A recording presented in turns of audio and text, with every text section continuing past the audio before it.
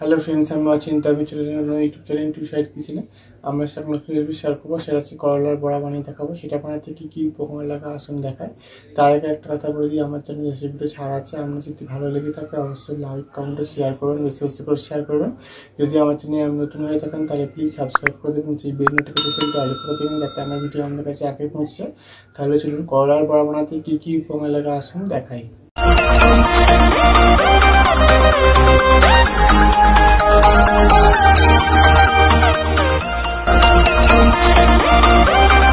চলুন তাহলে করলা দিয়ে বড়া বানাতে কী কী উপকরণ লাগে আসুন দেখিয়ে দিই। তার আগে একটা কথা বলে দিই, ভিডিওটা প্রথম থেকে শেষ অবধি দেখার অনুরোধ রইল।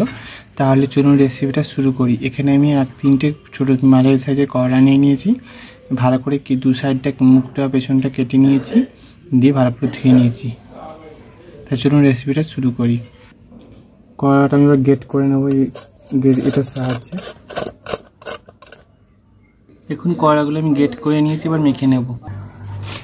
এটা আমি গেট করে নিয়েছি। এর মধ্যে এবার দিয়ে দেবো পেঁয়াজ কুচি, বেসন দিয়ে দেবো অল্প সামান্য, এবার দিয়ে দেবো চালের গুঁড়ো অল্প সামান্য দেবো, লবণ দিয়ে দেবো, লঙ্কার গুঁড়ো দেবো অল্প,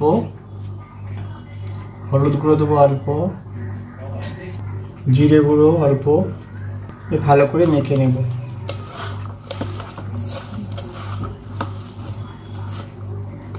এটাতে আমি জল দেবো না, এটাতেই ভালো করে মেখে শক্ত করে একটা মেখে ডো করে নেব। দেখুন ভালো করে মেখে নিয়েছি, আর ভেজে নেব। গ্যাসটা কড়াটা বসিয়ে দিয়েছি, কড়াটা গরম হয়ে গেছে, এর মধ্যে তেল দিয়ে দেবো। তেলটা গরম হয়ে গেছে, এবার আমি এভাবে বড়াগুলো গোল গোল করে একটু চেপটে নিয়েছি, এভাবে দিয়ে দেবো। সবগুলো দিয়ে দেবো, বড়াগুলো দিয়ে দিয়েছি। এবার আমি এটা উল্টে পাল্টে লাল লাল করে ভেজে নেবো। দেখুন আমি লাল লাল করে ভেজে নিয়েছি, এবার তুলে নেব। আবার আমি এগুলো দিয়ে দিয়েছি, এটাও লাল লাল করে ভেজে নেবো। এভাবে আমি সবগুলোই ভেজে নেবো। দেখুন আমার করলার বড়া রেসিপিটা হয়ে গেছে। এই রেসিপিটা আপনাদের ভালো লেগে থাকে অবশ্যই লাইক কমেন্ট ও শেয়ার করবেন, বেশি বেশি করে শেয়ার করবেন। আর প্লিজ সাবস্ক্রাইব করুন, আমাদের পাশে থাকবেন। চলুন তো দেখা হচ্ছে নেক্সট ভিডিওতে। এরকম নতুন নতুন ভিডিও পাওয়ার জন্য আমার চ্যানেলটাকে অবশ্যই সাবস্ক্রাইব করুন, আমাদের পাশে থাকবেন। চলুন তো দেখা হচ্ছে নেক্সট ভিডিওতে।